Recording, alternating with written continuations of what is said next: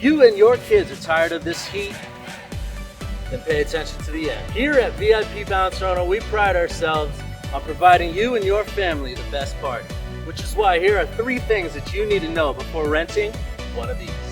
If you are using water, kids need to go to the bathroom, adults need to go to the bathroom, grandma and grandpa need to go to the bathroom. Well, guess what? They're gonna be soaked.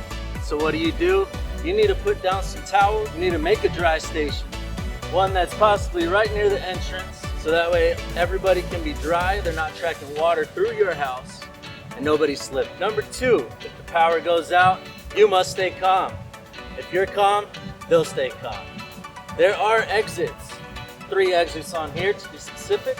There's one by the slide, there's one right here, and there's one on the top of the roof. Getting the kids out before it deflates is your priority. You need to know how much it draws, that way you don't damage your house, you don't trip a circuit breaker, and you don't cause a fire.